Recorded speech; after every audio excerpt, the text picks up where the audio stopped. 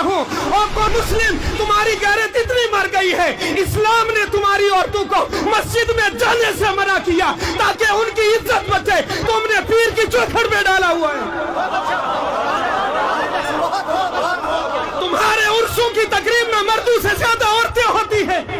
और ये उर्स कराने वाले जाहिल, ये कमेटी वाले, ये ट्रस्टी लोग, पूरी दुनिया की बात कर रहा हूँ, कोई अपने ऊपर ना ले जाए। मेरा काम है आईना दिखाना।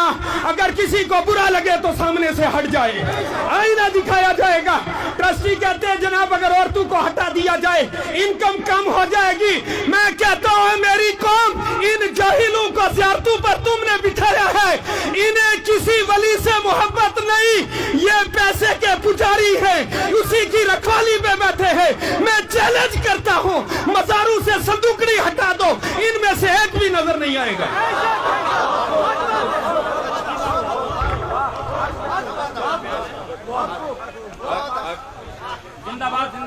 ज़ियारत पर आपने बकरा दिया, खा गया ट्रस्ट का सदर।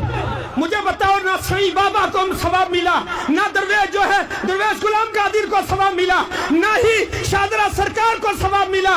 अरे किसी ट्रस्टी को खिलाना कौन सा सवाब का काम है? मोहल्ले की मस्जिद में मकतब चलाते हुए तुम सोचते हो इसमें फायदा कोई नहीं। याद रख ले, अहले सुन्नत का मौक़िफ़ वाज़ेह है। औलिया इकराम के मज़ार पर जो नियाज़ डाली जाती है इसे मन्नत शरी नहीं कहते, मन्नत उर्फी है।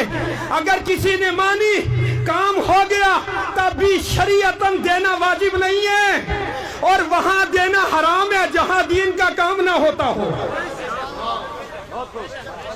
हमारी आदत खराब हो गई है, हम किसी भी ऑफिस में जाए रिश्वत देते हैं। हमने सोचा अल्लाह के वलियों को भी शायद रिश्वत लगती है। संदूकड़ी रखी है, 10 पुलिस वाले खड़े। मैं कह रहा हूं क्यों खड़े? पैसों की हिफाजत के लिए।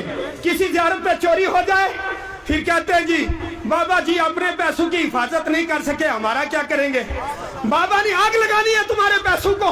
अरे जिसने जिंदगी में इन पैसों को हाथ नहीं लगाया, ये ज़कात, जिस माल की ज़कात तुमने नहीं दी, जिस माल से अल्लाह का हक तुमने नहीं अदा किया, गरीब का खून निचोड़ के जो पैसा इकट्ठा किया, तुम्हारे तो उस पैसे को अल्लाह के वली को क्या करना है?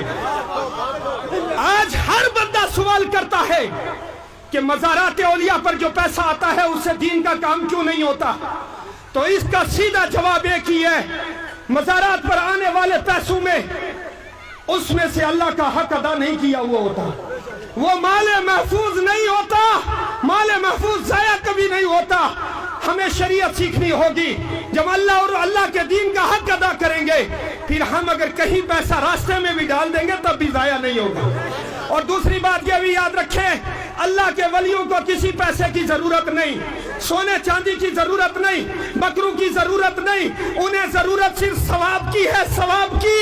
वो सवाब चाहते हैं। सवाब कैसे होगा?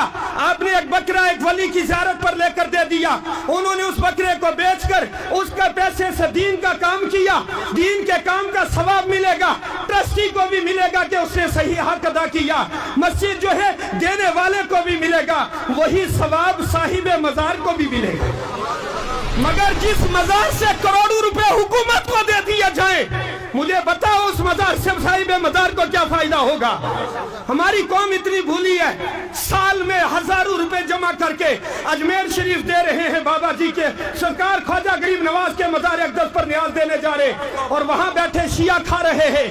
और जनाब मैंने यूं ही नहीं कहा, हमारे दिल तो हुसैन के साथ हैं पर हमारा अमल यजीद के साथ मिलता है। हमें अपना अमल सुधारना होगा। मस्जिद के मौलवी से तुझे नफरत है, मोहल्ले के इमाम से तुझे नफरत है, और रसूलुल्लाह के इश्क का दावा है। अल्लाह के रसूल सल्लल्लाहु अलैहि वसल्लम ने फरमाया ये उलमा अंबिया के वारिस है। अल्लाहु अकबर। फरमाया इसी उलमा की जमात की वजह से अल्लाह बारिशें भी नाजिल करता है और जमीनों में अमन भी कायम करता है।